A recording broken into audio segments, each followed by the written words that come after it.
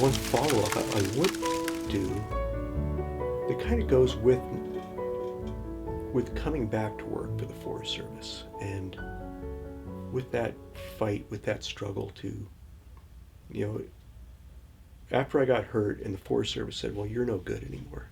I mean, you're basically washed up. You can't fight fire anymore. You're not going to jump anymore. Stay home. Stay home on workers' comp. Well, I have two young sons. I mean, what kind of example is that to my boys when dad's home collecting a government check and not doing anything? You know, I've never been a loafer. But the Forest Service was adamant. They did not want me back, and we fought tooth and nail on it. I was fortunate in that that's a different part of the agency. The smoke jumpers are a tight group. Even though I would never jump again, the jumpers kept me on the rolls as a smoke jumper, protecting me so that they wouldn't get rid of me. And I was working at the Missoula Technology and Development Center, but still on the rolls as a jumper.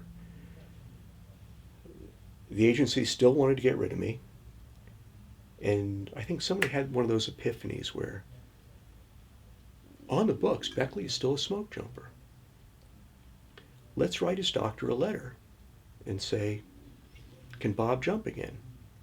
We know he's never going to jump again. When the doctor says, no, he's never going to jump again, we can say, well, you're not a jumper anymore. Adios. We'll get rid of you. So they wrote my doctor a letter.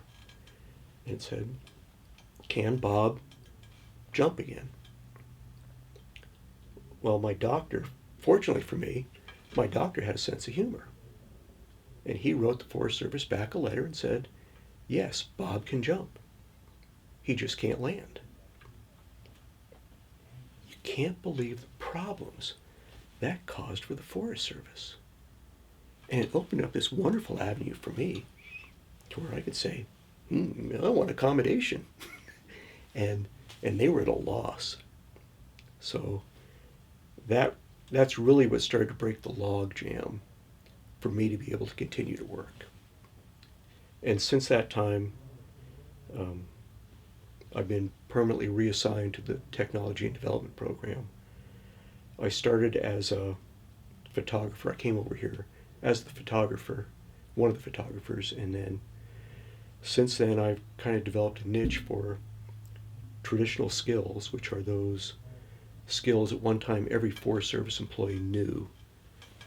Crosscut saws, axes, horse and mule skills, packing, such things like that, non-motorized rigging techniques, and explosives. I have the blasting explosives program. Not bad for somebody that wasn't supposed to come back to work and that the agency really didn't want. So I could have retired years ago, but it's been a long, strange trip, but it's been a good one.